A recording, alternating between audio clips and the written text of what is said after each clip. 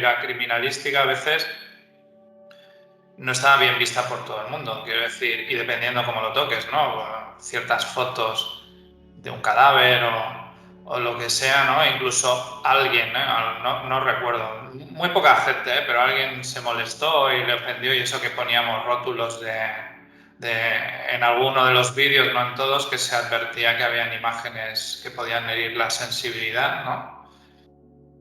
Pero al final yo respondí un día y dije, oiga, es que este es un canal de divulgación de criminología, ¿sabes? No... ¿Qué quiere? No es Bambi. Claro, mientras YouTube me lo permita, Claro. si no le gusta, váyase a otro canal, no sé, es que tampoco... Creo que, ¿cómo se le dice ahora? Y el cinismo que existe en la actualidad. Ayer con mi pareja y sus hijos estaba viendo una peli de los 90, de estas de risa. Hostia, pero decían y hacían unas burradas de la hostia. Y me decía Lidia, hostia, es que esto hoy en día lo estarían vetando. Impensable, sí. ¿Sabes? Y dices, bueno, pero es que nos estamos convirtiendo. Por un lado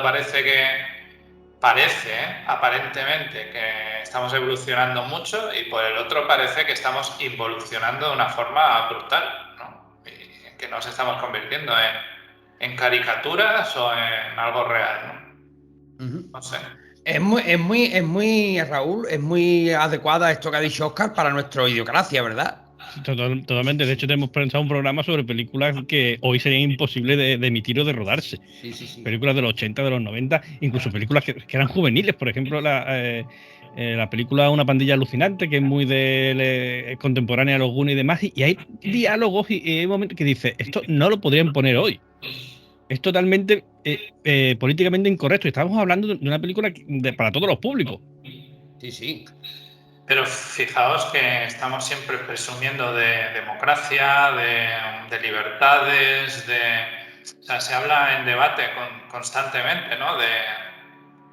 De las libertades, del libre pensamiento, de tal, y luego es al revés. O sea, estamos viviendo una etapa que no sé hasta qué punto va a llegar, la verdad, porque es que ni siquiera los periodistas ya tienen la libertad de informar.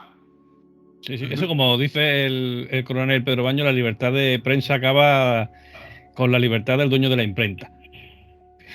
Sí, literalmente. Me pasa, bueno, antes de empezar, porque estoy viendo que al final nos estamos metiendo ya en conversaciones muy interesantes para mira, comentar. Raúl, si tú me lo permites, mira, buenas noches, familia. Espérate. Esto que acabé de escuchar es el comienzo del programa, ¿vale?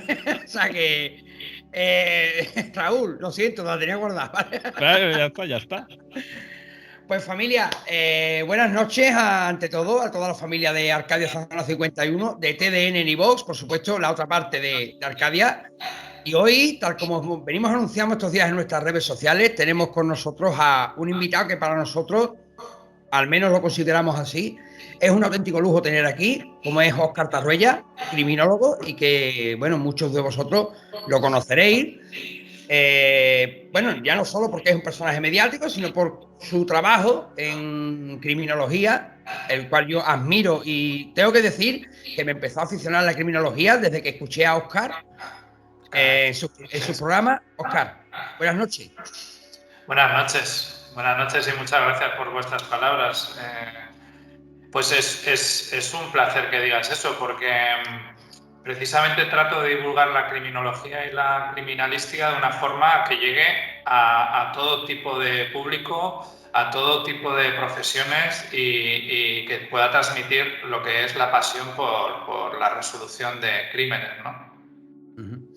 Y Raúl, muy buenas noches. Te has quedado contrapié. Ahora después con el audio voy a tener que coger los primeros 5 minutos de aquí de la grabación, ahora a ver cómo sincronizo yo lo otro. Una locura. Te la tenía guardada. Me has pillado contrapié totalmente. Óscar, muy buenas noches. De parte de Sport Direct Radio y de los oyentes de TDN. Un placer tenerte aquí. Qué bueno, dime, Jeru. No, te iba a decir que bueno, que quería que tú comenzaras esta entrevista, ya que bueno, como siempre nos vamos turnando, la última la empecé yo, hoy te toca a ti, así que... yo te voy a dar a ti paso, Estoy aquí con las musiquitas y tal. Vale. A ver, Oscar, yo antes de empezar a hablar de temas así, un sofrito, ¿no? Como de temas variados, pues yo quiero que tú, por favor, nos expliques a la gente, que me lo han preguntado a mí, ¿no? Por privado, y digo, pues mira, precisamente vamos a tener a Oscar, que él nos va a resolver mejor que yo esa duda de qué es exactamente o en qué se basa la perfilación de un crimen, la perfilación criminal. Ajá.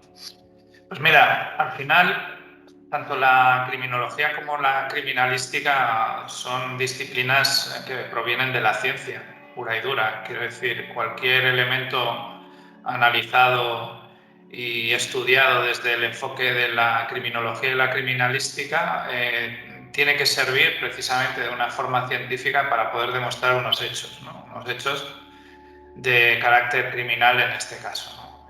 Que normalmente suelen comportar muertes judiciales, ¿no? Pero no solo las muertes judiciales. Esto es lo que creen a priori las personas que suelen consumir el true crime, pero luego la criminología también sirve, por ejemplo, para la prevención del delito, ¿no?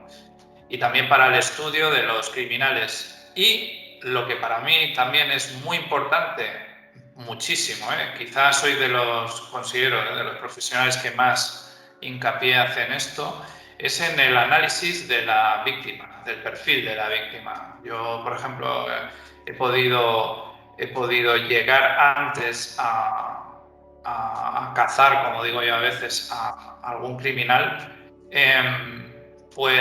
basándome en el estudio del perfil de la víctima, ¿no? Es muy interesante. Por esto de que más de una vez, como sabréis, a veces se observa, o la gente lo observa más en su día a día, ¿no? O sea, con amigos, conocidos, vecinos, yo qué sé, o algún familiar, en el caso que tengan la mala suerte, de personas maltratadas, ¿no? En las que salen de una relación y entran en otra, si no igual, parecida, que también conlleva el maltrato de la víctima, ¿no?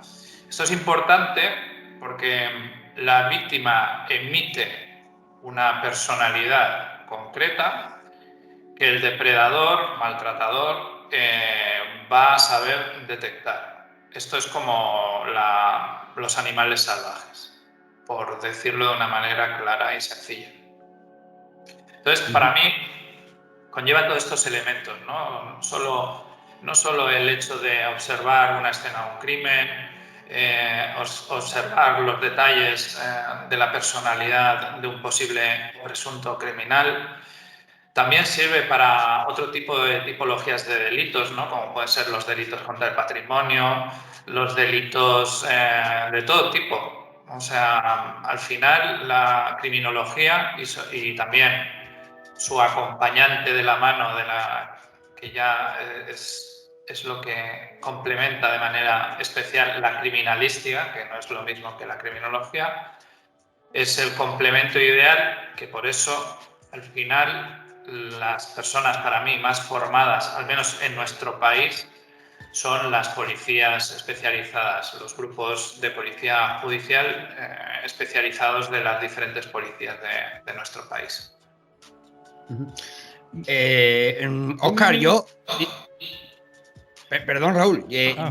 Cuando Raúl y yo tocamos un tema, hemos ya dicho en más de una ocasión que Hollywood y la televisión han hecho mucho daño. En el caso de tu profesión, ¿tú consideras que las series, las películas y tal, ha hecho daño a tu profesión? Considero que hace más daño a veces, fíjate, sin querer, porque sé que siempre es con el buen ánimo de mantener informado a la población, a veces los programas de sucesos, sin querer ellos. Quiero subrayar esto, porque obviamente yo estoy a favor de esos programas, ¿no? Porque hay que informar a la gente.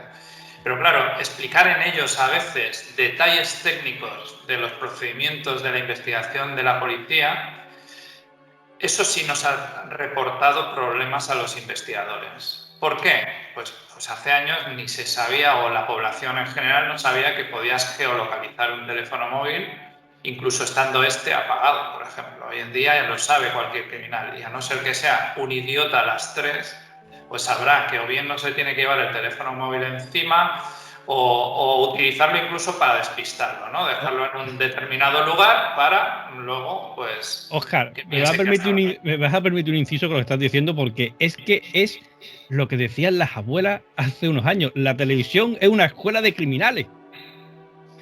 Pues sí. Literalmente. Y te estoy escuchando y digo, ostras, qué razón tienen las abuelas. Pues sí, y encontrar la justa manera, ¿no? De medir esos elementos. Yo entiendo que es muy difícil. Yo mismo, ¿no? En mi canal intento no divulgar exactamente todos los detalles, ¿no? De cómo se investiga, incluso en la actualidad, tanto de forma pública y privada, porque, hombre, al final, si no, es que los malos también aprenden y aprenden muy rápido. Óscar, los que... Uy, me he escuchado yo por ahí de fondo. Alguien tiene muy fuerte en los altavoces. Óscar, yo que tengo hija ya con edad 16, 17 años, mucha gente que tiene edad de hijos con estas edades, lo digo por amigas de mi propia hija, que hay mucha gente que dice, bueno, chavales, que dicen, pues yo quiero estudiar criminología, tal. ¿Qué se van a encontrar a la hora de estudiar la criminología? Porque hay que decir que hay mucha confusión en este aspecto, sobre todo en la gente joven, que piensan que la criminología es más lo que sería la criminalística, que tú has estado comentando, lo que vemos en CSI, Policía Judicial. ¿Cómo le explicaríamos a estos chavales que tienen interés por la criminología, pero a lo mejor no tienen muy claro exactamente qué es lo que se van a encontrar a la hora de estudiarlo? ¿Cómo se lo explicaríamos? ¿Qué se van a encontrar a la hora de meterse en el fregado? Bien, pues también atendiendo a la pregunta que ha hecho Jero y ahora complementando la tuya, porque es verdad que me he ido un poco por las ramas en cuanto a los programas de sucesos. En cuanto al true crime, sí que es verdad que ha dado un enfoque de la criminología y de la criminalística que, si bien dependiendo la película o dependiendo la serie, es más fantástica o menos, ¿no? Yo, por ejemplo, sí que he visto películas que como PJ, Policía Judicial, te puedo decir, recuerdo una, por ejemplo, en la que participó este actor francés, Gerard Depardieu, con otro gran actor francés, que no fue una película muy taquillera, que se llama Asuntos Pendientes, que es un poco refleja la rivalidad entre dos jefes de dos grupos especiales de policía judicial, ¿no? de crimen organizado. Y ese sí me impactó porque dije, hostia, aquí tienen archivo, es decir, han estado o en convivencia o han tenido a gente de los grupos especiales que les han detallado cómo es el día a día, qué sucede, por ejemplo, en grupos de narcóticos y tal. Entonces, en el true crime es cierto que hay cosas demasiado fantásticas y otras que sí que se acercan más a la realidad, que eso ya dependerá, no sé si del director o del productor en nutrirse de un poco de gente del ramo, ¿no? Para que sea realmente algo que tenga algo que ver con la verdad. Y respecto a la carrera de criminología, que bueno, antiguamente licenciatura, no sé si se reformó del todo, ahora creo que son grados superiores, grados en la universidad y con posibilidad de másters.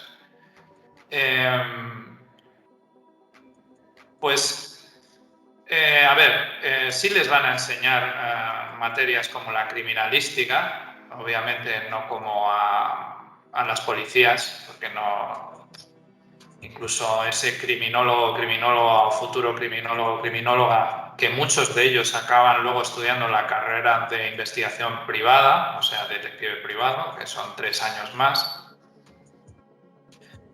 Esas dos carreras sí que podrían ser complementarias si realmente la finalidad o el deseo de esa persona es la investigación. Es que para responder a tu pregunta, habría que ver cuáles son los objetivos reales, ¿no? Que desea ese adolescente que tiene mucho deseo de alguna forma, ¿no?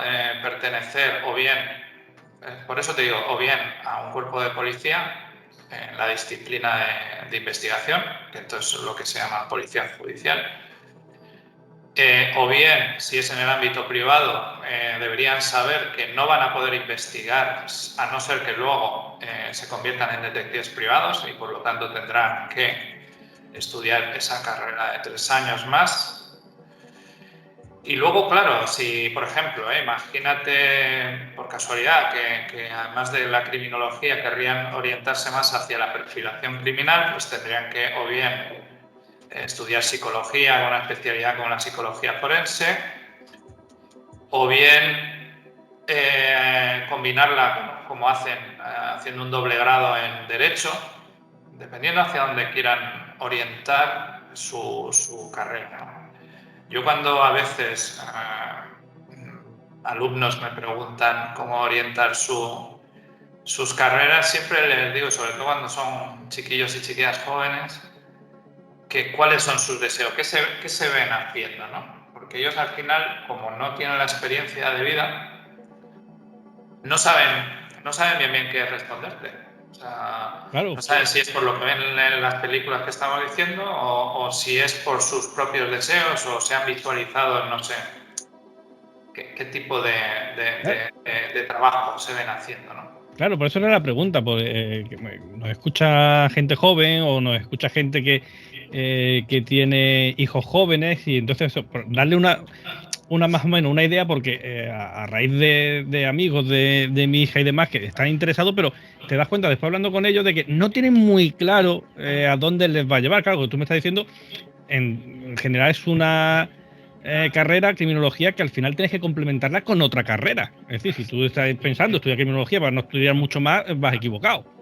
Sí, en nuestro país, Raúl, es así. Quiero decir, en nuestro país no es como en otros, en los que los criminólogos forman parte del tejido, por ejemplo, de una administración pública, como puede ser la policía, como puede ser centros penitenciarios, como pueden ser otro tipo de entornos, ¿no? Por ejemplo, en centros de menores, de tutelados, en fin.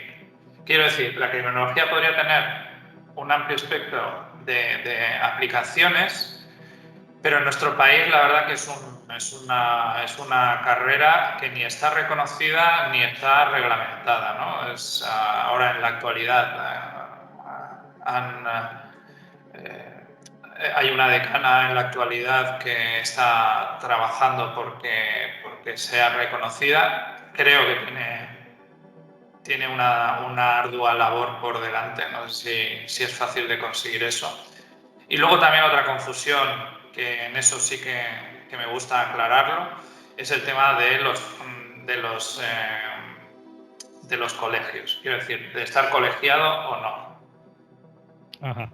¿Por qué lo digo esto? Yo, por ejemplo, mi padre fue un gran empresario catalán en el País Vasco y una de las cosas que precisamente estoy escribiendo en un libro, ¿no? En los que marcan mi interés por la criminología ya desde muy jovencito, es que mi padre se negó a pagar el impuesto revolucionario a ETA.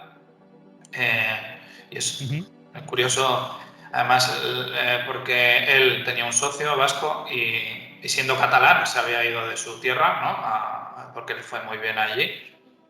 Y lo que sucedió es que él tenía pues, al menos 200 y pico trabajadoras, sobre todo mujeres que trabajaban allí en esta fábrica.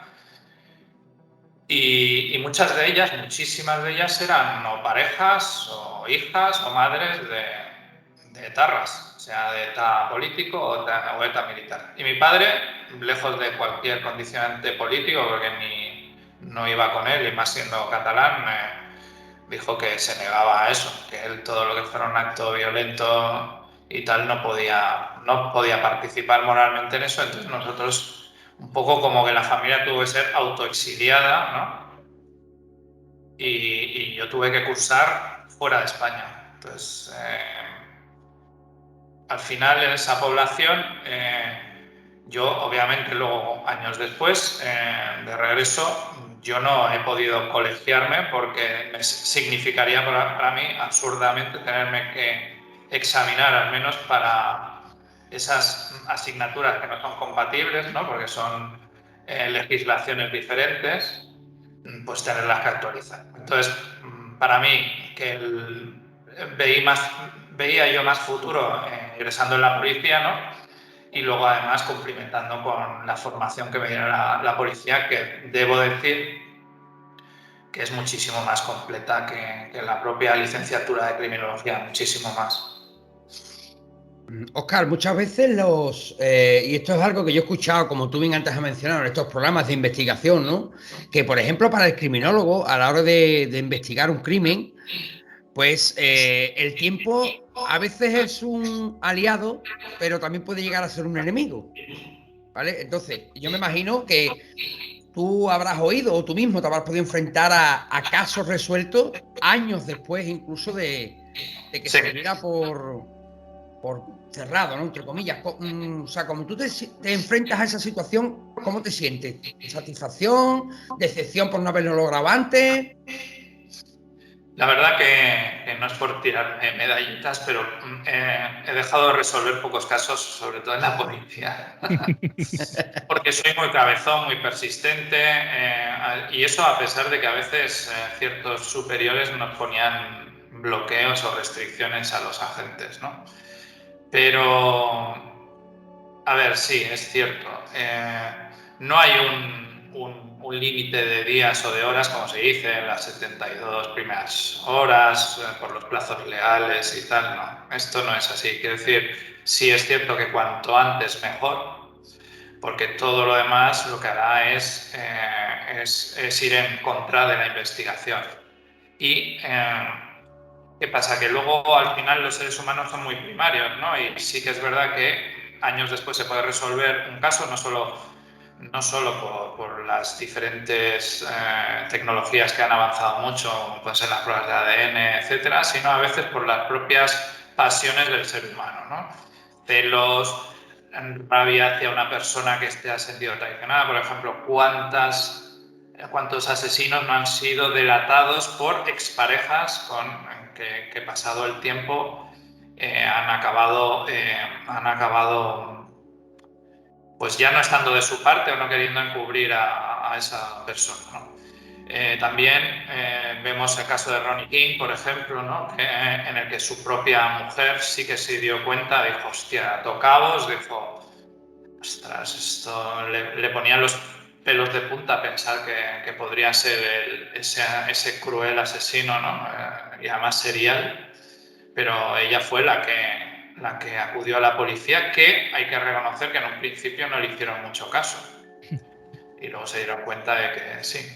Yo te quería preguntar, ahora que está tan de moda el tema este de, otra vez, ya que tú lo has mencionado, a este hombre, ¿qué te parece a ti el caso, tu opinión sobre Dolores Vázquez?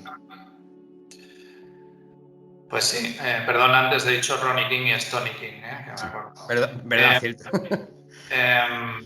Pues claro, es que está muy bien que entremos en este tipo de debates socialmente, ¿no? Porque incluso a mí se me quería meter en el saco con el caso Biondo, ¿no? En algo similar, ¿no? Cuando salió hace poco, en diciembre del año pasado, Mediaset se decidió a hablar del tema Biondo. Bueno, a mí me decía, no, es que vais acosando a la presentadora Raquel Sánchez Silva y tal. Digo, yo en ningún momento ni en un caso. De hecho, me guardo todas las capturas de pantalla, situaciones en las que, o en Twitter, en cualquier red social, yo primero advertido a la persona que ha acusado con el dedo a esta persona o a terceras personas, le he advertido de que eso es un delito. He dicho que tanto yo como mi equipo no permitimos ese tipo de juicios paralelos. Por lo tanto, a mí que no me metan en ese saco, porque yo jamás vengo de la policía, provengo de la policía y sé muy bien que yo soy el primer interesado que quiere que la persona o personas responsables de un crimen acaben con sus huesos en la cárcel. Quiero decir, pero no se puede uno hacer... Esto no es el trivial, ¿me explico? Esto es la vida real, entonces... yo siempre le digo a la gente que se compre un Cluedo, ¿no? Si quiere aprender o jugar a resolver crímenes desde su casa. Ahora te mandan un expediente, hay un juego que te manda un supuesto expediente policial. Ahora que está hablando el tipo Cluedo y demás. O sea, fíjate tú hasta dónde hemos llegado. Claro, aparte se dice sin ningún tipo de respeto, con una ligereza. Pues claro, esta persona acabó en la cárcel. Sí que es verdad que ella tiene un perfil que puede resultar sospechoso en un inicio. Su actitud no es la normal, ¿no? Es no la esperada. Quizás es una persona más fría emocionalmente, que no tiene por qué ser una persona carente de empatía, ¿vale? E incluso imaginemos, vamos a poner un caso que no es este caso, ¿no? Pero imaginemos que Dolores habría mostrado, imaginemos, un caso hipotético. Adelanto que estoy haciendo una recreación hipotética que no ha existido, ¿no? Que ella habría reconocido incluso en un tribunal que no soportaba a esta chica. Imagínate, que no se llevaba bien. Eso no te convierte en un asesino, ¿de acuerdo? Tú podrías decir que te llevabas fatal, que no estabas de acuerdo en la educación, que eso precisamente generaba tensiones en la pareja, lo que sea, y eso no tiene que convertirte en un homicida. Entonces, estos son los datos que hacen ver que la sociedad no puede hacer un linchamiento público, ni muchísimo menos. Es que es más, ni siquiera nosotros los policías cuando investigamos, mira que es humano que incluso un agente de un grupo de homicidios diga, hostia, estoy convencido, Óscar, que es fulanito, menganita, ¿no? Bueno, puedes estar convencido, pero yo, por ejemplo, siempre en la época que fui responsable del grupo, siempre decían, todas las líneas abiertas, todas, siempre, todas las líneas abiertas hasta el final. Esto es así, porque si no tú mismo te bloqueas el trabajo. Y eso es un grave error. Porque sí, porque la gente por miedo a ser acusado, por miedo a muchas situaciones, incluso porque ocultan ciertas partes que si las expresaran podrían convertirse en sospechosos, pero no por ende responsables de un crimen, ¿no? Entonces, todas esas conductas son humanas y hay que comprenderlas. Y yo creo que es lo que estábamos diciendo antes, al principio, que estamos asistiendo a unos momentos sociales en los que por un lado parece que hay libertad para todo y por otro no hay libertad para nada, ¿no? Entonces, o criticarme a mí, por ejemplo, por haber ido a un Sálvame a hablar de algunos casos. Pues no me arrepiento. Iré al Sálvame, a cualquier programa que me inviten, siempre que mi discurso sea coherente a mi trabajo y al ejercicio de mi profesión. Punto y final. Y sí, considero que hay que estar en todos los foros porque si no, siempre se va a ver acotado a esas personas que a lo mejor no son profesionales de un tema. Entonces, oye, pero será mejor que estemos también los que formamos parte de esa profesión, ¿no? Intentar llegar al máximo de público posible. Por supuesto. Ampliar el abanico. Por supuesto. Es como a veces ciertos medios de izquierdas, de derechas, de tal, a veces que si me invitaban a un Canal 13, a un Intereconomía, a un tal, perdona, o sea, yo puedo tener unas ideas políticas que, bueno, en mi caso os tengo que adelantar que es que detesto a todos los políticos, sean de izquierda, de derecha, de centro, de tal, es que los como está la cosa. Porque he tenido que convivir con ellos siendo policía y he estado a las órdenes de políticos de todo tipo de corrientes políticas y son todos unos mamones, lo siento. No, sí. Bien dicho está. No, nosotros siempre decimos, Óscar, y esto lo hemos dicho ya en casi toda la sección nuestra que se llama Idiocracia, lo decimos, y ya no se trata de ser de izquierda o de derecha o de centro, se trata de ser persona y tener sentido común. Da igual, todos los políticos son todos iguales, seas verde, morado, amarillo o rojo, me da exactamente igual. Así es. Raúl, tienes un ente que ha pasado por detrás. Sí, no, es que te comento, ya lo saben los oyentes, los espectadores. Como yo siempre hago eso de mudanza, entonces ahora mismo, durante un tiempo, ya me queda ya poco, pues toda mi vida está en un dormitorio. Entonces tengo estudio de grabación, dormitorio, salón. Entonces lo que estáis viendo de fondo es el reflejo de la tele, que está mi mujer en la cama, que la tengo aquí a mi derecha, está viendo la tele con los auriculares para no interferirnos. Saludos es una locura. Pues volviendo, Óscar, una dudilla que tengo, a ver si me lo creas tú. lo leí yo en su momento, que bueno, la investigación judicial, digamos, es la que intenta esclarecer el cómo se ha cometido un crimen, mientras que la criminología lo que busca es esclarecer el por qué. O sea, ¿esto es cierto o a medias? No, porque la criminología también procura entender el por qué y el cómo, ambas cosas.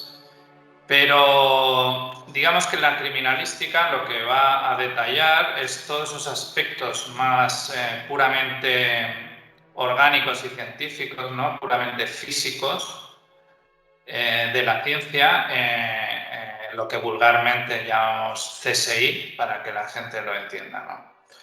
Es el área en el que entra en juego la policía científica, ¿de acuerdo?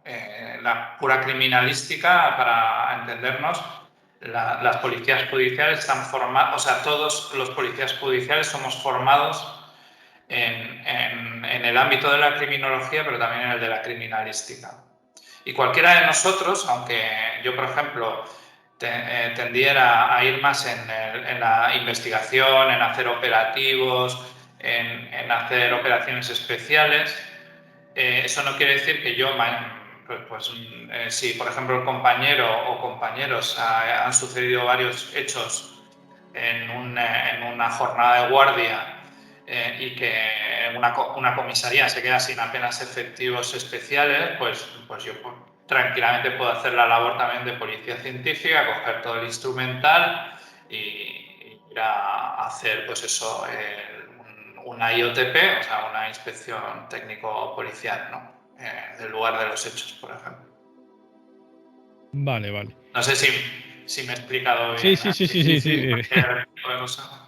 Intento explicarlo lo más básico posible, pero no por vosotros, sino en general para cualquier persona que lo pueda escuchar, ¿no? O que quizás no esté tan puesta o que no haya, pues eso, que no lea ni vea programas específicos, ¿no? Vale. Tú antes has dicho, Óscar, que todo esto, como te hizo Raúl la pregunta, ¿no? Para los chavales, para el futuro, si ellos querían trabajar e investigar, o sea, de manera independiente, tendrían que hacerse detectives privados, ¿no? Privada, si quieren hacerlo de forma privada, sí. Exactamente. Entonces, la duda que yo tengo es, ¿estos detectives privados suelen colaborar con los cuerpos y fuerzas de seguridad del Estado? Sí, si el magistrado, juez o jueza, lo estima conveniente, o incluso si Fiscalía muestra el interés por ello y lo propone a juez o jueza, pues sí podría darse el caso. Pero sí que es un detalle importante que la gente sepa que existe una ley muy concreta, que es la Ley de Seguridad Privada, la que ampara también todo lo que es la legislación tanto de seguridad privada como de investigación privada, en la que se especifica claramente que los detectives, los investigadores privados, no podrán investigar delitos perseguibles de oficio, ¿de acuerdo? Ajá. Perseguibles en este caso por la policía y los tribunales. Eso quiere decir que si un caso sí está archivado, si un caso, por ejemplo, cuenta con la aprobación del magistrado o magistrada, pues obviamente sí que se podrá dar el caso. Vale, sí, pero vemos, por ejemplo, muchas veces en películas y demás, de una investigación paralela en un caso de desaparición o de asesinato tal, que tenemos a los investigadores privados por un lado, por otro lado la policía. Aquí en España no podría darse, por ejemplo. No podría darse, por ejemplo, imaginemos que una familia quiere con un caso abierto que está investigando la policía, quiere abrir una investigación en paralelo. Eso no es posible. Si no lo autoriza un juez, ¿vale? Eso no es posible. No es posible porque entonces estaría irrumpiendo en el trabajo de la policía. Pero, por ejemplo, sí que sería absolutamente legítimo que el investigador privado hiciera una investigación patrimonial de un sospechoso. Investigación patrimonial. Sí. una investigación de la parte económica Sí. o investigar a un sujeto, al mismo sujeto que está relacionado con un crimen, que lo investigue, pues yo qué sé, pues imaginemos por una infidelidad o por una estafa, que no tenga una conexión directa con los hechos de investigación. Aunque después esos datos se podrían cruzar, imagino. Efectivamente, y eso ocurre. Y eso ocurre en muchas ocasiones y es por eso que a veces sí que pueden darse ciertas colaboraciones. Y yo creo que sería lo más inteligente.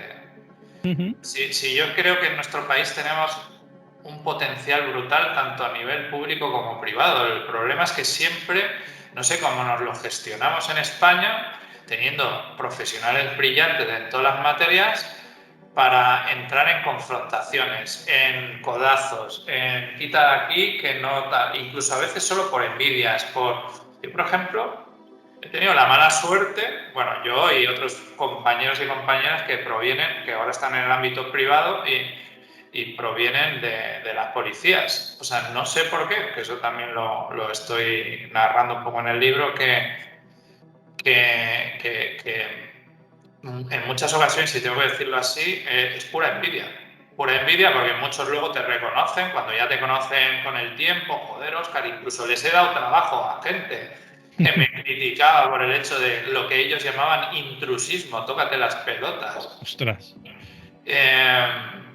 Y yo le digo, bueno, si estoy ejerciendo intrusismo profesional, pues ve y denúnciame, que estarás en tu derecho. Ahora, como luego pueda demostrar que es una denuncia falsa, voy a ir a por ti, a por todas. Porque eso no lo tolero. Que precisamente yo, que he dado trabajo a todo el mundo y que soy el primero que cree en el trabajo en equipo, me vais a meter en el mismo saco que otras personas, por ahí no paso. Ahora bien, personas que me han dicho esto y tal, y que luego, joder, que de puta madre, muchas gracias, Óscar, y tal, y luego te reconocen un buen día, muchos y muchas de ellos, y yo sé que en muchos casos de los que no lo reconocen todavía, también es así. Es así. Muchos habían presentado a policías y les han suspendido las oposiciones. Oye, chico, ¿y qué culpa tengo yo? Claro. O otro compañero o compañera de la policía. Oye, es que os estáis equivocando. Al final, mira, el único consejo que le he dado siempre a mi hijo y que le doy a cualquier amigo es que cualquiera debe intentar trabajar desde la excelencia. La excelencia obviamente no es la perfección, es la excelencia de no dejar de aprender, de dejar de entregarte para lo que estás codificado y tal. Y a partir de ahí, no ser ni excesivamente ambicioso, porque una ambición sana está bien, pero tampoco nos volvamos locos. O sea, que hay gente que preferiría que un caso no lo toque un profesional, o sea, prefieren que no se resuelva un caso a que a veces lo toque otro profesional. Es un sinsentido. Pues es así. O sea, bueno, te voy a decir, en serio, ¿no? Bueno, si me estás diciendo porque en serio, pero a mí no me cabe en la cabeza. Pues en muchos casos, por desgracia, es así. Hay mucho ego, muchas cosas. Yo, por ejemplo, ahora me estoy dando cuenta, ¿no? Desde el ámbito privado también, que, claro, yo en la policía, quieras o no, en la policía, oye, tienes tu sueldo. Yo, por ejemplo, estaba muy bien, me sentía muy bien pagado. Ya si te vas especializando, pues vas teniendo tus complementos en el sueldo y tal, y muy bien reconocido, condecorado y demás, y yo realmente estaba muy contento de mi trabajo en la policía, ¿no? Pero luego en el ámbito privado me he dado cuenta que es como mucho más desagradecido, y eso que en la policía a veces pues la gente solo sabe ver lo malo que hace la policía y cuando hace cosas muy buenas cogen y dicen, bueno, es que es su obligación. Bueno, se cansarían de la de casos que les explicaría de gente en la policía que era muy buena, acaban quemados precisamente por eso y ya pues ya no, por ejemplo, ya no arriesgan la vida, ¿no? Por ciertos temas. Y muchas veces es entendible porque los propios que te ponen, las propias instituciones son las que te ponen los límites, ¿de acuerdo? Claro. Entonces, bueno, yo creo que estamos en unos tiempos en los que, así como me decías, los jóvenes, ¿no?, que son nuestro futuro, deben marcar la diferencia, ¿no? Son chavales que les vienen momentos muy difíciles, como podéis observar, no solo a nivel de geopolítica, sino a nivel de valores, ¿no? Solo para de criticarles a los jóvenes, no, ¿sabes? Pero no les damos herramientas para poder enfrentarse a lo que les viene, y es preocupante. Totalmente.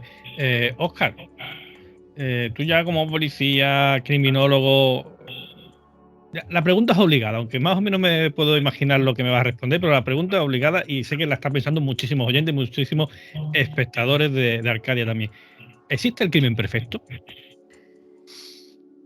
Pues mira, normalmente se suele responder lo que voy a responder ahora y se dice, no existe el crimen perfecto, sino existe un crimen mal investigado, ¿no? Bueno, yo creo que no es del todo así. Sí es cierto que podríamos decir, bueno, si se investiga bien un crimen, hay muchas más posibilidades de resolución del mismo, pero lo que la gente no tiene en cuenta es todas las limitaciones legales de todo tipo que se nos ponen a los investigadores, ¿no?, sobre todo los públicos, a la policía. Con el paso de los años, con el cambio de legislaciones y tal, llega un momento o sea, llega un momento por ejemplo, la democracia es algo maravilloso y bello y que yo me encanta, por ejemplo, si no se protege, es como un jarrón chino de esos súper delicados que se rompen en cualquier momento, y eso es lo que ocurre, ¿no? Entonces, con los crímenes sucede que sí, que hay gente conocedora de nuestra legislación, de nuestros vacíos legales, de nuestras debilidades, y al final existe lo más parecido al crimen perfecto. Claro, es que ahora me está llevando a otro derrotero, que sería la pregunta es, ¿la mastodóntica burocracia de nuestro país sería el principal aliado del criminal y el principal enemigo de la investigación? Indirectamente sí.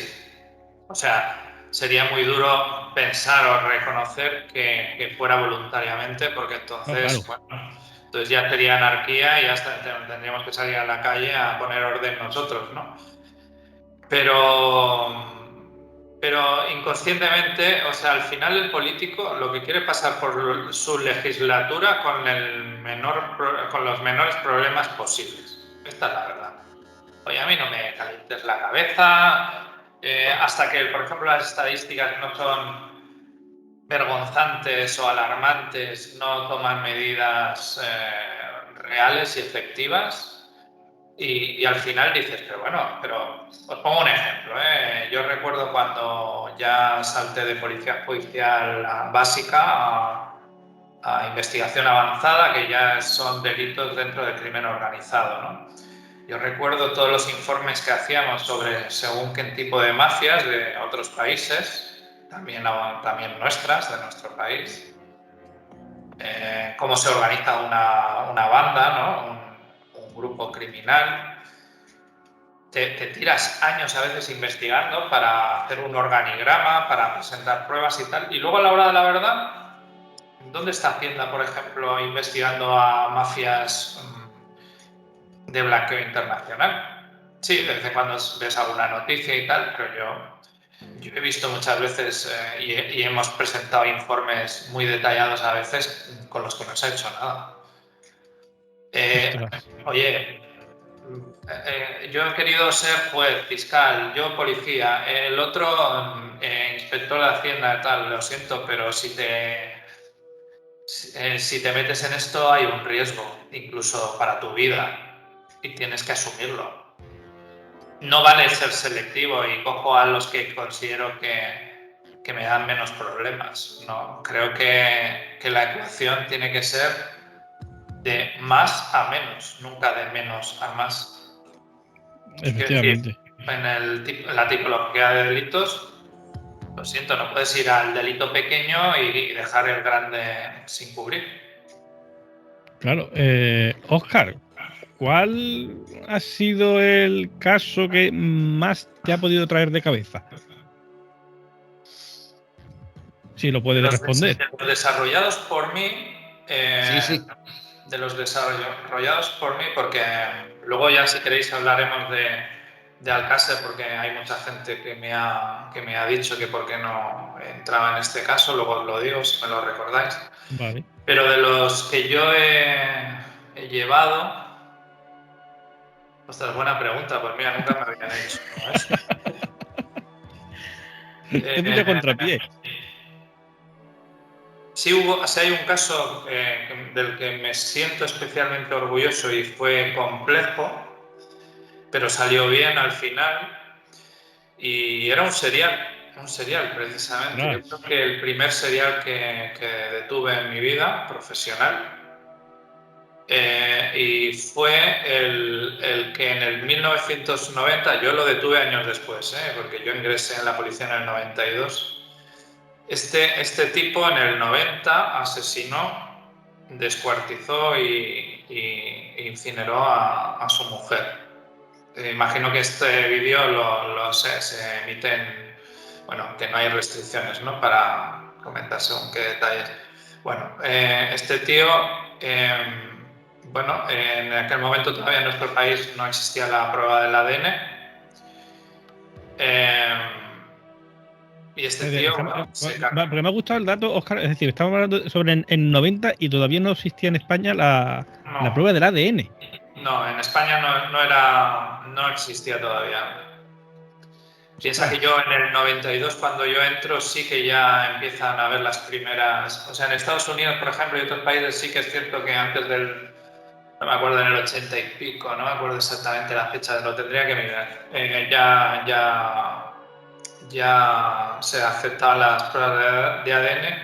Esta en concreto, además de no poderse aplicar, la única ventaja que hubo en el caso es que fue el primer caso con jurado popular en Cataluña, en concreto, de un asesino. Entonces, es lo único que jugó a favor. Pero bueno, en todo caso fue muy complejo ya desde el inicio de este tío pescarlo, porque asesinó, como os digo, como se supo después, bueno, asesina a su mujer y claro, no aparece el cuerpo. Entonces, la policía, o sea, tanto la familia que decía es que ella quería dejarle porque era un tío que le daba miedo, que le había amenazado y tal, y que era súper celoso y todo apuntaba hacia él, ¿no?, como sospechoso, incluso que cuando entraron en el domicilio habían descubierto debajo de las baldosas que había sangre y tal, pues no... que todo olía a lejía, que tal, que pues no pudieron determinar precisamente porque esas muestras no iban a poder ser cotejadas para saber que efectivamente se trataba de la sangre de ella y tal, ¿no? Entonces, bueno, él decía que había desaparecido. Bueno, finalmente la familia, y ahí va un poco en colación a lo que hablábamos antes de investigadores privados, la familia lo que hizo es contratar a un gran detective privado, que además que luego fue un tío bastante mediático, que se llama Colomer. Fue bastante mediático, incluso juraría que tuvo un programa en 4, que además me gustaba mucho. El tío era muy solitario, iba con un cochazo y tal, y realmente tenía sus métodos. Juraría que había sido militar antiguamente, antes de detective. Y este lo que hizo es, contratado por la familia, hacerse amigo de este sujeto, o intentar hacerse amigo. Acabó tomando copas con él y tal, y en una de estas, una noche borrachera, lo que hizo en una noche borrachera es hacerle la 340, que decimos. No voy a entrar en trucos que sabemos los investigadores, y se hace amigo, se emborracha y le reconoce que efectivamente se la había cargado y que además, pues eso, que cómo lo hizo y de qué forma y cómo se deshizo del cuerpo, ¿no? Entonces, Muy astutamente, el investigador lo que le vino a decir es que, hombre, además, como creo que este investigador debió intuir que se trataba de un psicópata y los psicópatas en muchas ocasiones se quedan con objetos de las víctimas, le vino a preguntar por un reloj en concreto de ella y tal, y al final él se lo muestra. Entonces, claro, ahí ya este investigador lo pone en conocimiento de la policía y del juzgado, y al final se procede a la detención de este señor y se le juzga delante de un juzgado popular en base al testimonio cualificado de este investigador privado, y acaba con una condena. Ahora no recuerdo de cuántos años, no sé si estaba en torno a los 10 o 12 años de prisión, de los que acabó cumpliendo, pues no me acuerdo cuántos años, unos 8 juraría. Vale. Y yo, cómo es las cosas de la vida, por esto ahora bien os he puesto un poco de antecedentes, ¿quién iba a decir en la vida que me iba a encontrar con este sujeto años después? Ostras. Ni más ni menos, yo estaba responsable de policía judicial en una subcomisaría de Mossos, y tenía una fijación que era a los de seguridad ciudadana, uniforme. Les decía a la oficina de atención al ciudadano, los que recogen las denuncias, vamos, les decía que cada noche al finalizar el turno que por favor me dejaran una copia de todas las denuncias significativas encima de mi mesa, y me decían, joder, Oscar, pero eso es un trabajazo que te das cada mañana de mirar cada denuncia y tal. Digo, ya, pero en aquellos años pues no estaba todo tan informatizado, ¿no? Y digo, ya, pero es que lo necesito, porque al final vosotros vais a destajo cogiendo denuncias y no podéis estar observando si hay algunos delitos relacionados, si hay algunos que puedan ser de interés para el grupo de investigación y tal, ¿no? Entonces me llamó la atención una de un incendio de un bar de esta población, que según bomberos era provocado. Y entonces, bueno, pues me fijo en esa denuncia y voy al bar. Y el bar les pregunto a ver si sospechaban de alguien y tal. Y no sé, la respuesta no me convenció. Dijeron que no, pero les sentía con miedo. ¿Vale? Entonces, bueno, no cejé en esto, continué, presioné un poco, pero desde el cariño, en el sentido diciendo, es que el incendio ha sido en los bajos, en el bar, y vosotros vivíais arriba. Es que esto parece más allá de una mera intencionalidad de quemar un bar, sino de que podría ser un homicidio, un homicidio en grado de tentativa, ¿no? Entonces, claro, ahí sí que les vi cara de terror, porque estaba viendo yo en ese momento que estaba tocando la tecla acertada, ¿no? Y entonces al final se desmontaron y me dijeron que sí, que había una persona que les había amenazado por unos hechos que no se atrevían a contar porque era para proteger a una chica. Bueno, no os voy a contar toda la historia al completo, pero sí que es verdad que era este mismo individuo que años después, una vez salido de prisión, se obsesionó con otra chica e intentó asesinarla de esta forma, porque estos señores propietarios del bar la habían contratado en el bar. Entonces, como un poco estaban bajo su amparo y la protegían, pues el tío una noche, ni corto ni perezoso, tras varias amenazas, decidió ponerlo en marcha. Me siento especialmente orgulloso, no solo porque me costó mucho convencer a estos propietarios, sino también a la propia víctima. Y tengo que decir, por desgracia, observé que una vez salió de prisión este señor, ya se había intentado matar a otra mujer anteriormente a esta, y en otra localidad totalmente a una distancia considerable de esta última en la que yo estaba. Entonces, especialmente curioso para mí porque empecé a atar cabos de lo que era simplemente una denuncia que habría pasado sin más y habría cubierto o no la compañía de seguros. Pues acabé detuve a este señor por tentativa de 2 homicidios, y acabó ingresado en prisión por grado de tentativa. Joder. Y lo que hice es un poco salvar a 2 mujeres de ser asesinadas, ¿no? Con lo que simplemente al final la pasión, la intuición y el por mucho que te quemen, ¿no? en una profesión como esta, tanto políticos como jefes y tal, no, es lo que yo digo. Yo en el momento en el que ya dije que choqué mucho con la política, en el 2007, decidí coger la excedencia e irme. Porque decidí que si no iba a dar el 200% en esta profesión, me iba. Y así lo hice. Pues la verdad que es muy de agradecer que digas eso y, o sea, que si no estás comprometido como tienes que estar con tu puesto de trabajo, sea cual sea, evidentemente, pues decir, pues no puedo estar aquí. Después me resulta curioso porque lo has comentado ahora y ya lo comentaste antes, como tú has comentado el tema de estar quemado por los jefes. Antes también salió un poquito a colación el tema de tal caso que había habido cortapisas. Hay muchas injerencias dentro de los cuerpos y fuerzas de seguridad del Estado. Hay muchas injerencias de las órbitas superiores.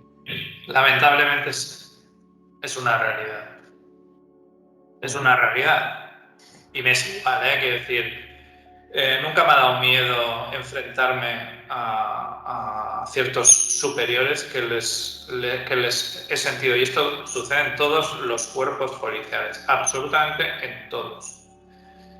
Nunca me ha dado miedo enfrentarme a ellos.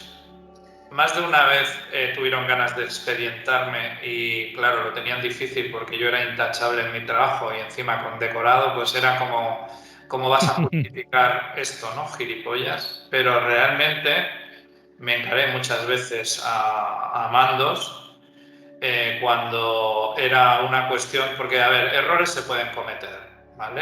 Y esto para mí no es un problema. Pero que seas un idiota integral, que simplemente lo único que quieras es ascender y que sea tu única fijación y que para ascender no tengas narices que decirle que no simplemente a un político cuando te está presionando, pues mira, casos como el asesino de La Baraja, en los que se detuvo a una persona que era un tipo así, un skinhead y tal, muy peligroso, con numerosos antecedentes penales y tal, pero es que no era el asesino de La Baraja. Y ante la presión política hacia los mandos, oye, tenía una Tokarev, o sea, una pistola como la de... Lo recuerdo. Parecida, el mismo modelo, de hecho, a la que utilizó el asesino, ¿no? Y que no era fácil de encontrar en nuestro país porque era una pistola de la ex Yugoslavia, militar además. Entonces, al final este tío se estiró casi, no un año, pero no me acuerdo si unos cuantos meses en prisión debido a esas presiones. Yo no sé, nunca he sabido de este chico lo que hizo, ¿no? Pero delincuente o no habitual tiene sus derechos como cualquier otra persona y se le encolomó con el riesgo que eso conlleva, porque luego este tipo siguió asesinando. Claro, de aquí de lo que estamos hablando ahora mismo, hay un factor que me empieza a poner los pelos de punta. Y es que da la impresión de que ya a partir de ciertos escalafones, el agente comienza a convertirse en político. Hay algún escalafón en el que ya la línea empieza a ser difusa. Y esto creo que es preocupante, si es así. No especialmente una escala, la ejecutiva, que es la que está más, digamos, más cercana a la política.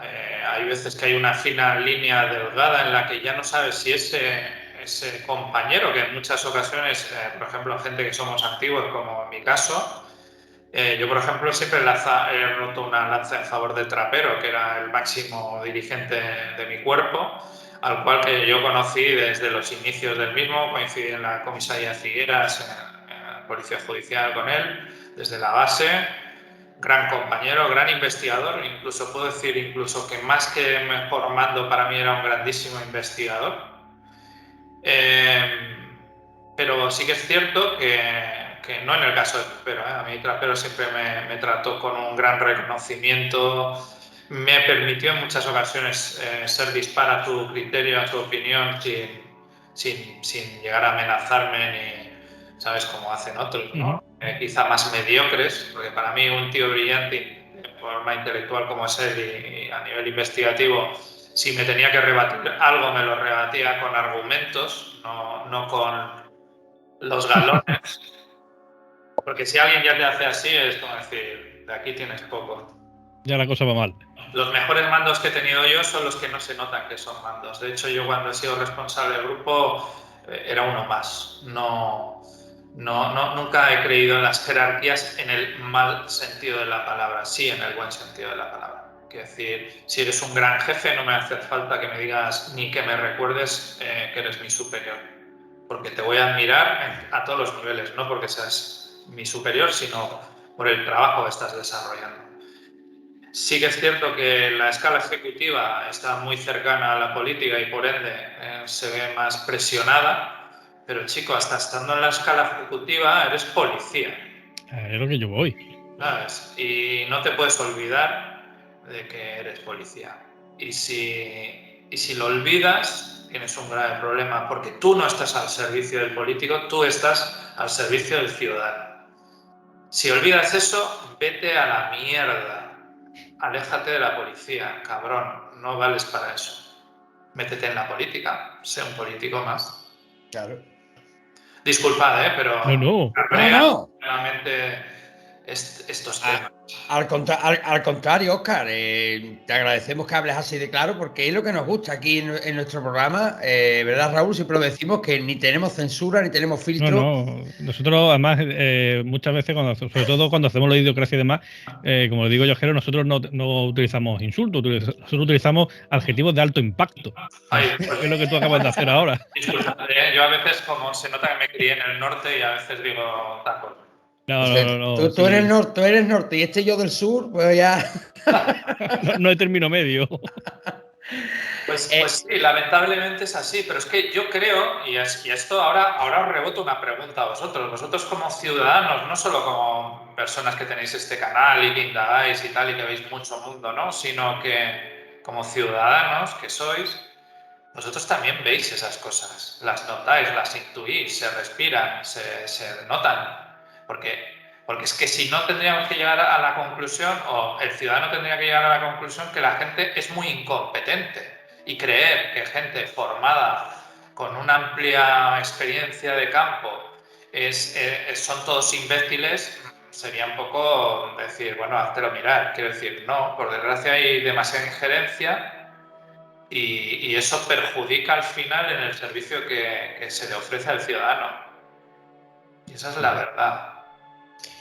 Óscar, yo para esta recta final del programa, te quería, bueno, el caso del millón, que es Alcácer, eso lo vamos a utilizar para el final, para despedirnos, pero esto lo comenté yo ayer con Raúl en Petit Comité y me sorprende no solo que depende de qué caso se hace más mediático o menos mediático, pero por ejemplo, un caso del que tú has hablado bastante, que es el de Mario Biondo. El caso de Mario Biondo me sorprende y en primer lugar, por ser el marido de quien era, no se le esté dando el bombo mediático, entre comillas, o en que se le están dando otros casos, porque claro, mucha gente me pregunta incluso, ¿y quién coño era Mario Biondo? Pues fíjate, es muy bien observado.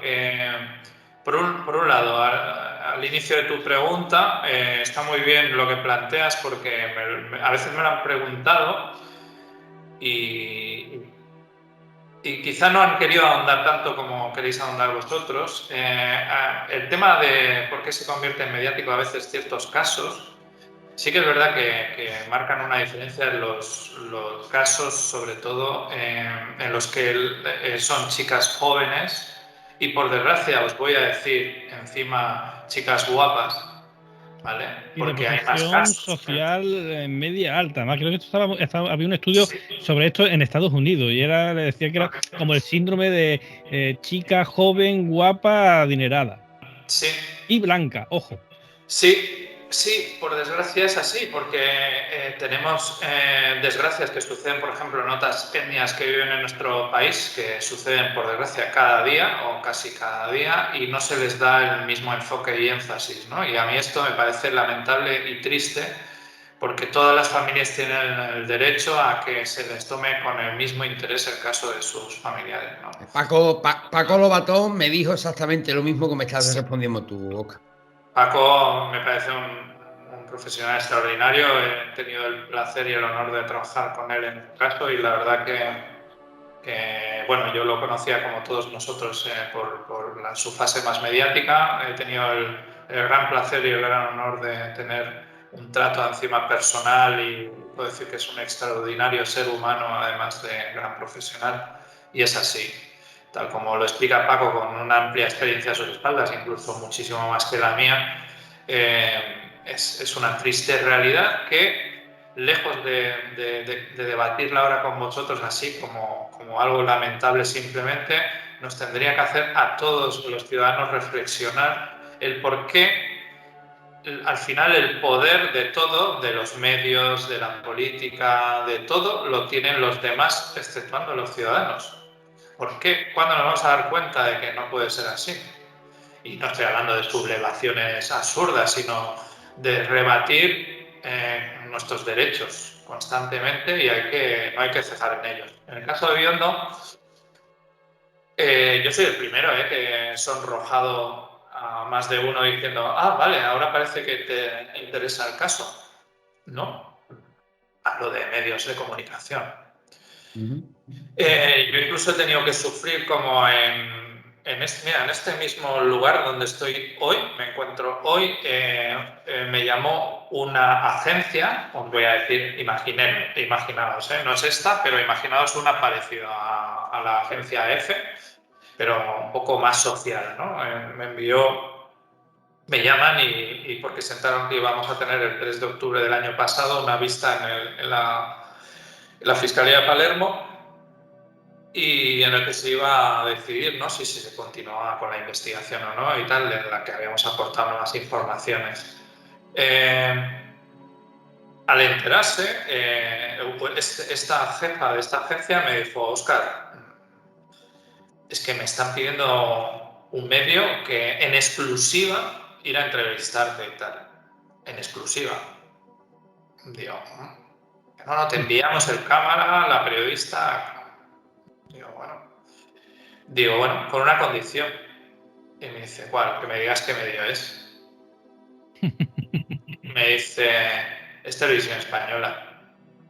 Y dije, sí, Televisión Española, teniendo a Raquel Sánchez Silva de presentadora en televisión, se va a atrever a enviarme yo no tengo nada en contra de Raquel, pero cuando a veces me preguntáis si considero que su actitud era la normal y la apropiada, yo digo que no. Y entonces solo decir algo que es algo básico de tener mi opinión, y eso no la convierte ni en sospechosa ni en nada, simplemente en una persona como cualquier otra encartada en las diligencias que debería haber sido debidamente investigada.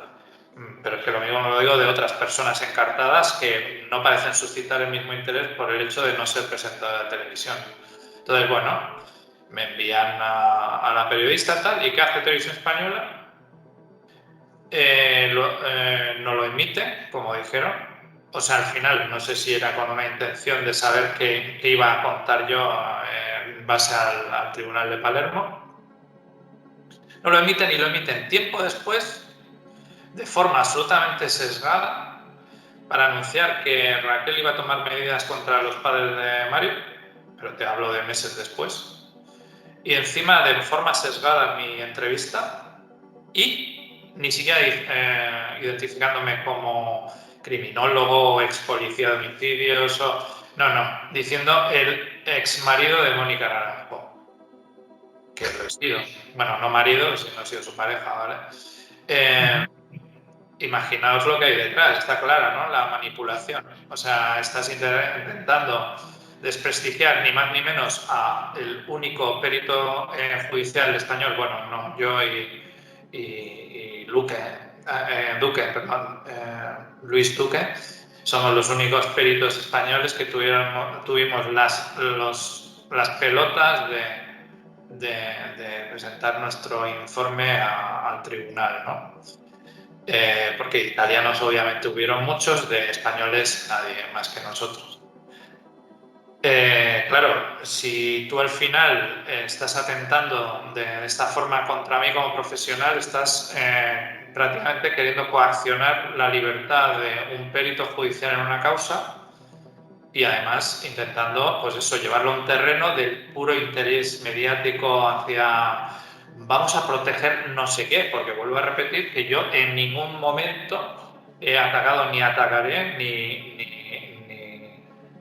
he influido en la opinión pública para hacer ver todo lo contrario, como os he dicho antes, hacia Raquel Sánchez Silva. Por lo tanto, claro, a tu pregunta te tengo que decir, bueno, en su día era una presentadora muy fuerte del grupo de Mediaset. Yo puedo entender hasta cierto punto que las cadenas, sea la que sea, ahora era Televisión Española, en su día fue Mediaset, también A3 Media, que ahora, por ejemplo, ya está en varios programas. Yo puedo entender que tienen sus intereses comerciales y que no van a ser gilipollas y van a tirar piedras sobre su tejado, y entre otras cosas porque vuelvo a repetir, esta persona no se le puede señalar con el dedo. Entonces, vale, me parece muy bien eso, pero lo que no me parece muy bien es que atente o intenten desprestigiar a los profesionales, por ejemplo, a Andrés Guerra, gran periodista de La Vanguardia, a Carlos Bustos, gran periodista en su día de Intereconomía, a gente que hemos sido los únicos con las pelotas de decir de forma objetiva lo que hay en este caso, ¿vale? Y que simplemente lo que estamos abogando es porque en nuestro país se investigue en condiciones este caso, ¿no? Como otros. Yo, por ejemplo, reconocí en un medio además que yo había sido amenazado de muerte por investigar este caso, ¿vale? Yo incluso expuse en un programa de televisión que imaginemos otra hipótesis de que Raquel también fuera una persona amenazada por los posibles autores de los hechos. También existe esa posibilidad. Ah, no, eso no interesa. Vaya. Bueno, pues ya está. Está todo dicho. Vale. Y bueno, en el caso de Mario, que lo último que había leído yo por ahí, ahora con lo de la reapertura del caso y demás, de que había habido temas oscuros, por así decirlo, con el tema de la autopsia, que el forense incluso podía haberse equivocado de cuerpo a la hora de la autopsia y demás. ¿Esto es cierto? Gero no lo sabe porque Gero, por la cara que ha puesto ya... Absolutamente demostrado, porque Fiscalía, de nuevo, que me volvían a atacar, que si eres un fantasma, que si esto lo haces tú. Tú imagínate qué tipo de interés puedo tener yo cuando en realidad en este caso además ni le cobré a la familia, que está endeudada por más de 50.000 euros para pagar abogados, etcétera, etcétera. Ni yo ni Luis Duque le cobramos un solo céntimo a esta mujer, que bastante tiene y a su padre, a Pipo, que bastante tiene con la desgracia que les ha tocado vivir. O sea, al final, sí, es cierto. Todo esto que hemos ido diciendo es cierto. ¿Pero cómo se puede confundir un forense de cuerpo? Pero Raúl, no podríamos decirlo si no lo podríamos demostrar, ¿vale? Y así ha sido demostrado. Y el caso no seguiría abierto en Italia si no fuera cierto lo que nosotros decimos. Sí, pero, o sea, pero es que un forense... Otra cosa, Raúl, es que la verdad sea incómoda y molesta. No, incomodísima. Esa. Claro, la verdad incomodísima, pero claro, o sea, es que ¿en qué cabeza cabe? O sea, es que tú te lo pones en una película de comedia de Mr. Bean y no te lo crees. O sea, me estás diciendo de que se ha confundido de cuerpo, o se ha confundido, o entre comillas, se ha confundido.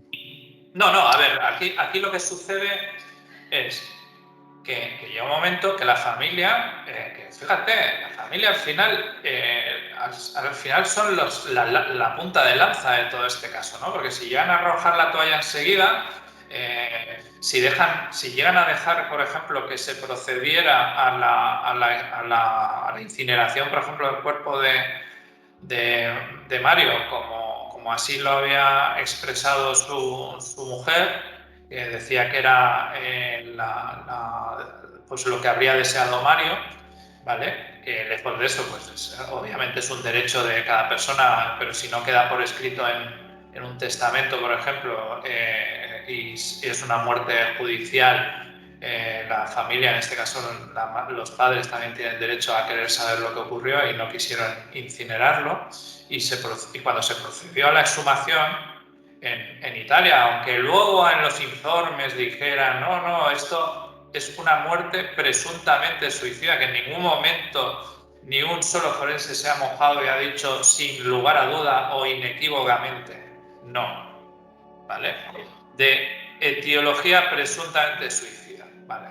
Si tú no, como forense ya no eres ni capaz de determinar eso, por algo será. Luego, un surco de arcadura posterior, como hemos visto, no puedes decir que era por las marcas post-mortem de putrefacción de la corbata que se vistió al cuerpo. Eso es absolutamente demencial, ¿no? Pero es que luego, además, claro, al ver todas esas contrariedades, la familia pide una serie de pruebas y se dan cuenta de que las probetas están manipuladas de las muestras de la segunda autopsia. ¿Qué se ha demostrado? Pues que esos restos no corresponden al cuerpo de Mario. Por lo tanto, ¿alguien con qué intención? No lo sabemos.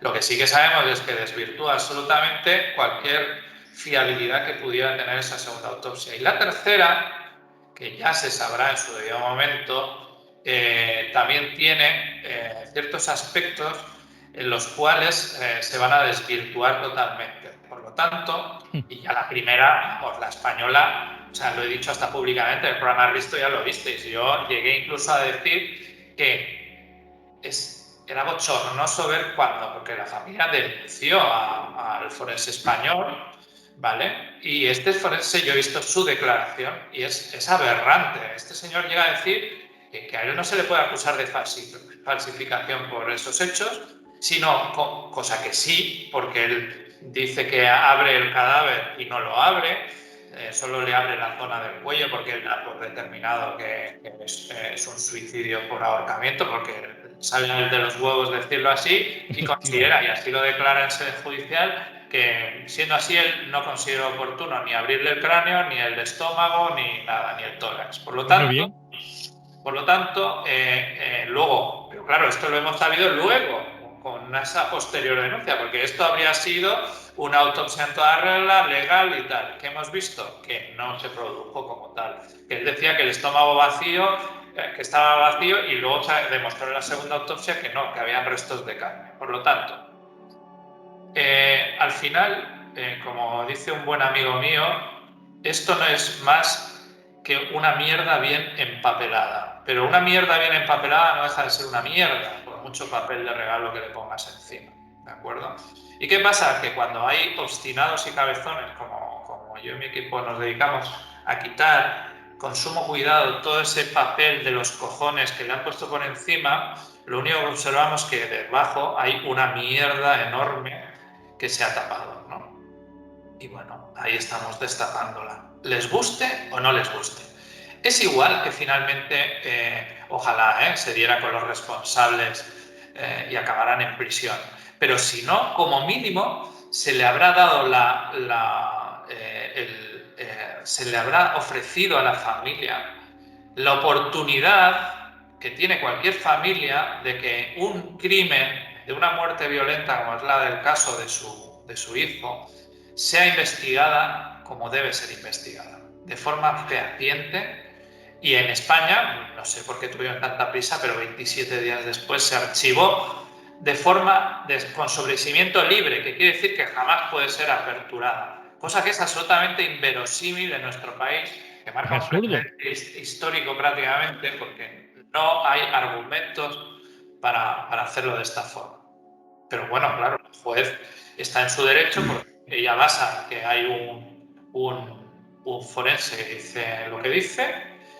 Sí que es cierto que no dice nada de lo que es la opinión de la Policía Judicial, por eso siempre yo he roto una lanza en favor, hasta que se demuestre lo contrario, de no acusar en este caso a la Policía Nacional de nuestro país, el grupo de homicidios que se encargó del caso, porque a día de hoy nosotros hemos solicitado una y mil veces a través de los abogados de la familia que se entregue la inspección ocular técnico-policial que se realizó en el momento del levantamiento. Y eso no aparece por ningún lugar. Y eso en todo atestado de una muerte judicial sea esta un homicidio o no, incluso un suicidio, debe constar y no está. Igual que tampoco se entregaron en su día las fotos y la familia años después consiguió 7 puñeteras fotos en blanco y negro, ni siquiera tuvieron la deferencia del juzgado de enviarlas en el original en color para poder hacer un análisis de las mismas. Por lo tanto, sí, apesta a todo lo que apesta y es muy incómodo que las personas de bien queramos que se hagan, pero es que Mario podría ser mi hermano, podría ser cualquier ser querido y todos tenemos hermanos, amigos, hijos. Es aberrante que la gente, solo porque fuera el marido de Raquel Sánchez Silva, que hay que poner tierra, no perdona.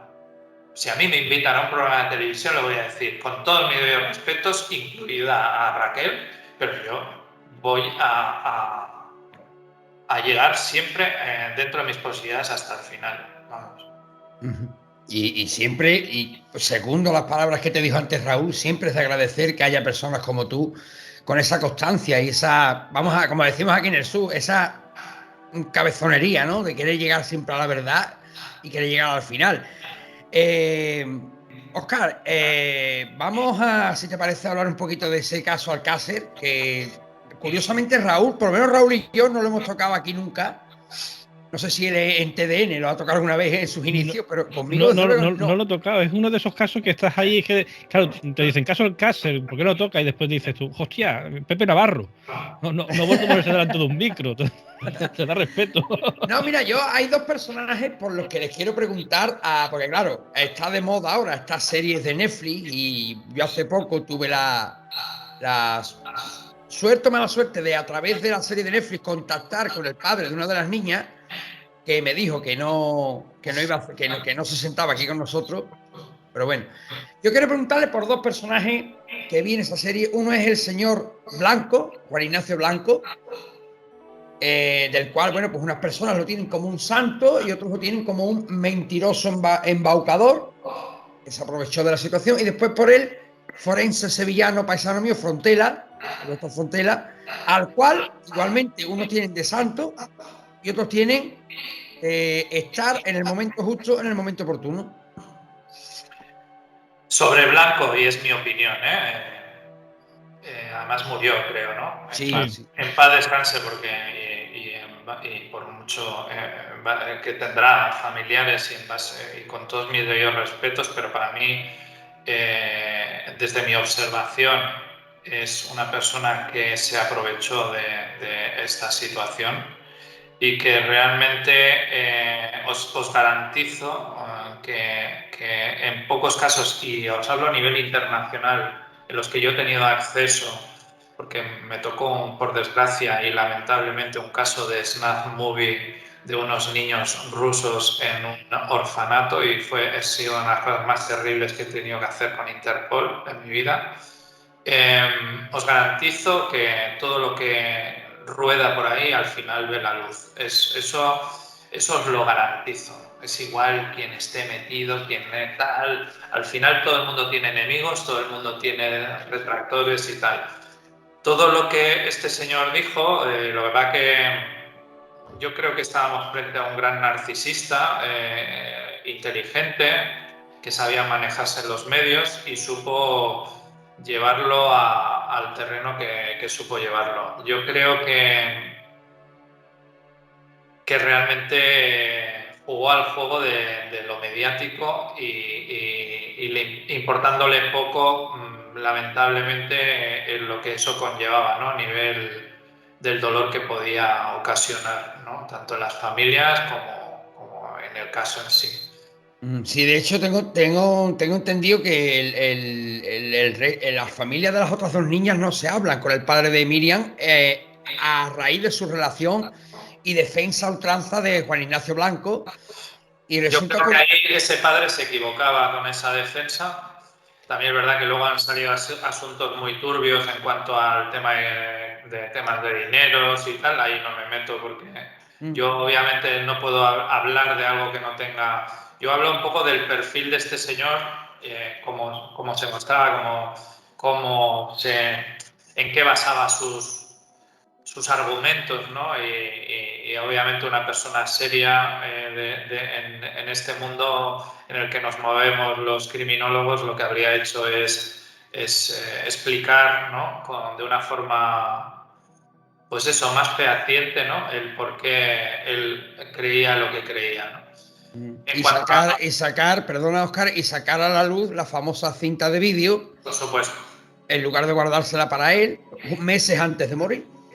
Sí, no, además, que soy libre, ¿no? Yo no lo creo.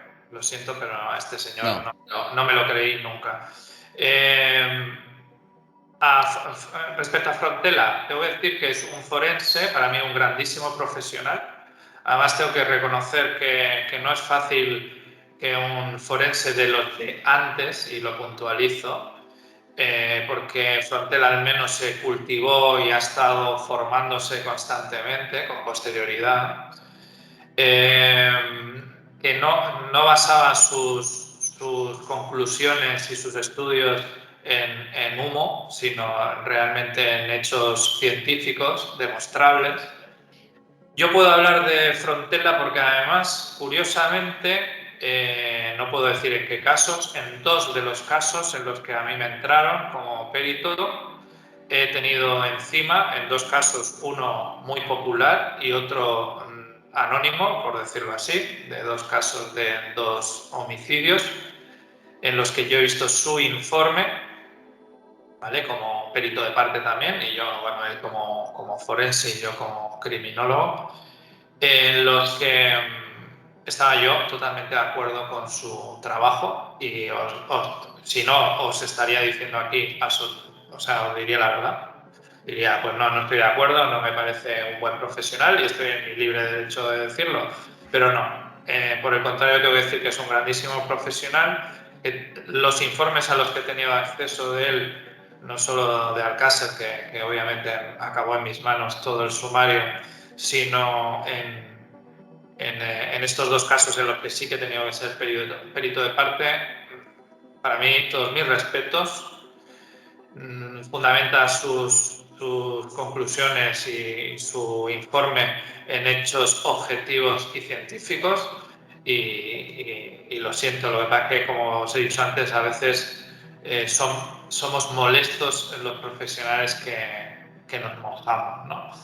Entonces, para mí Frontella es un 10, pero sí que es verdad que los que tenemos cierto carácter vehemente, que a mí también me ocurre lo mismo, ¿no? Que defendemos con vehemencia no solo nuestro trabajo, porque es nuestro trabajo, sino el trabajo, o incluso Frontella ha opinado a veces de otros casos en los que a lo mejor no ha sido perito de parte, pero que se le ha dado la información y ha opinado, y opina con vehemencia de su profesión, no solo de su trabajo como forense, sino de la profesión del médico forense, y a veces ha dicho cosas muy interesantes, como otros forenses de forma muy acertada en nuestro país. No hace mucho participé en Espejo Público y había un forense que también me gusta mucho, en el que decía, es que, joder, los forenses de nuestro país también tenemos que actualizarnos, y lo dijo así, ¿no? Como diciendo, tenemos que trabajar en equipo con el resto de profesionales, no podemos creernos los dioses del sistema, digamos, de la comitiva judicial, ¿no? Que al final hace el trabajo de un expediente por una muerte judicial. Entonces, el caso Alcácer, para mí, que hace años que me dicen, hombre, Oscar, nos gustaría saber tu opinión y tal, yo nunca me he querido mojar porque jamás he hecho esto en casos en los que no haya tenido contacto con las familias, así de claro. O sea, para mí es fundamental, yo me pongo en el lugar de las familias y a mí no me gustaría que nadie opinara de un caso en el cual a mí, no hablo de un debate televisivo, hablo de fundamentar, ¿no? Hostia, yo me he leído el sumario, esto por aquí, esto por allá, y llego a estas conclusiones. Yo no lo haría jamás, a no ser que un familiar me dijera, Óscar, me gustaría saber tu opinión. Oye, y tú, en lo referente a tu experiencia, ¿no? A la hora de, bueno, de ver perfiles criminales y tal, tú, me imagino que como todo ciudadano, ¿no? Y ya, por supuesto, por tu trabajo, pues te interesan estos temas, habrás podido sacar más o menos y ver el perfil del principal sospechoso, que es el señor Antonio Anglés. ¿Tú ves a Antonio Anglés capaz de cometer ese crimen y capaz de hacer todas los malabares, ¿no? Que supuestamente y según la prensa hizo para escapar de la policía? Yo creo que Anglés, Anglés sí tiene un perfil que podría haber participado. No tiene por qué no haber podido participar de alguna forma u otra en los hechos, ¿vale?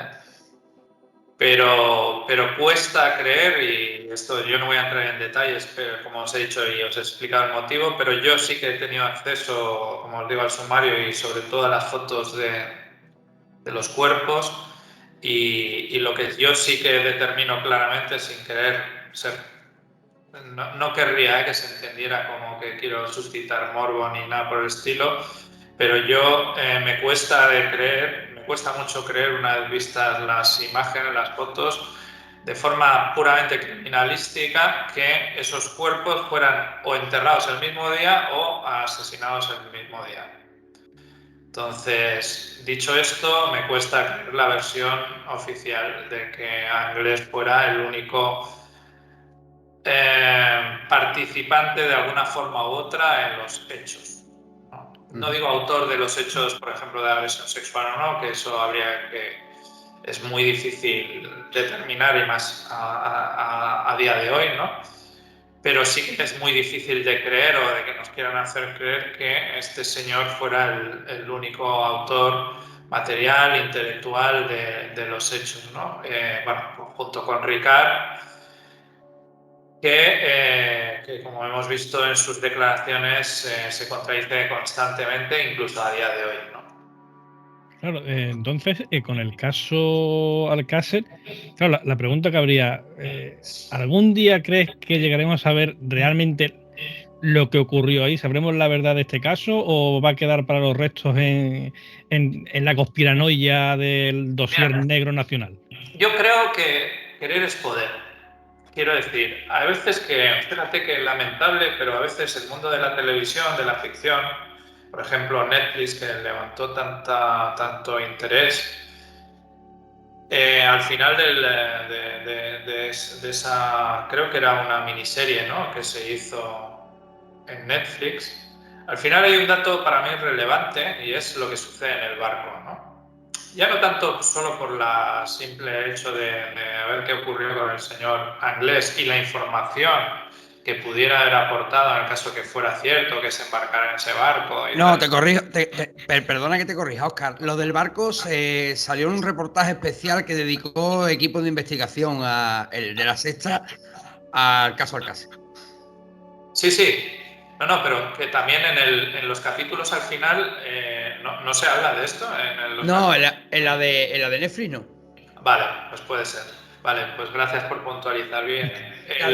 La de Netflix lo que sí se centra sobremanera en la figura del padre y de Juan Ignacio Blanco y de Blanco. Es verdad, tienes razón, lo he mezclado. En el equipo de investigación, cierto, al final se deja ahí pendiente este caso. Bueno, yo tengo la impresión de que se ha llegado más lejos en la indagación de esos hechos. Estoy seguro de que una cosa es lo que se emite y otra cosa es lo que se averigua en cuanto al testimonio del capitán de Marina Mercante, y en base a esa persona que presuntamente ayudó a Antonio a huir de ese camarote, que se dice y se asegura que fue luego asegurado, porque hay, teóricamente, si es como sucediera o se dijo, hay un primer intento de huida de él, del camarote, y luego en la segunda, pues como que se pone una serie de impedimentos, ¿no?, físicos. Se barra un poco la puerta para que finalmente no suceda. Y lo que a mí se me ha dicho es que esa persona pudiera haber ayudado a salir de ahí. Al parecer, este capitán de Marina Mercante habló más de lo que quizás se ha emitido. Entonces, hay veces que el interés sea, pues no sé cómo decirlo, mediático, comercial, yo qué sé, a veces puede más que el propio hecho en sí, ¿no? Yo creo que ahí hay una muy buena información que se tendría que continuar con ella, porque probablemente esa persona, en el caso de que la ayudara o que ni siquiera, o que todo sea un cuento chino, ¿vale? Es fundamental para saber qué grado de vericidad tiene esa información, que no olvidemos tendría que haber sido de interés judicial, no solo de una plataforma, por ejemplo, o de un programa de televisión. Correcto. Claro. Raúl, Óscar, Dime. antes de seguir, yo me tengo que retirar. Me están reclamando los pequeñajos por ahí fuera. No Óscar, os preocupéis. te dejo con Raúl, que vais a despedir juntos el programa. Vale. Decirte que ha sido un verdadero placer hablar contigo. Aquí en TDN y en Arcadia tienes tu casa, tienes mi teléfono para lo que necesites. Y que muchísimas gracias una vez más por haber querido estar aquí. El placer ha sido mutuo y como os he dicho al principio, que no sé si se ha grabado o no, al principio os he dicho que en muchísimas ocasiones prefiero ser entrevistado o colaborar en perfiles como el vuestro, porque realmente considero que el interés real está en eso, en el espectador, en el ciudadano, en los padres que somos, en los hijos, en los hermanos, en los amigos. Ese es el interés, ¿sabes? Y eso es lo que tiene que primar. Por Pues supuesto, muchas gracias, Óscar, por, como dice Jero, por compartir este ratito. Yo efectivamente me quedaba muchísimo más rato contigo hablando, pero claro, como ha habido antes el corte con el Skype y demás, no me atrevo yo hoy a terminar yo la llamada, Jero. Yo creo que tenéis suficiente programa. Sí, pues sí, mira, casi 2 horas. pues mira, yo, Óscar, te voy a emplazar a que vuelvas a visitarnos, ¿vale? Como he dicho, estamos en contacto permanente porque tengo tu teléfono, tú tienes el mío. Así que esta es tu casa y qué decirte, que un placer y muchísimas gracias. Muchísimas gracias. Raúl, Buenas noches. buenas noches. Buenas noches.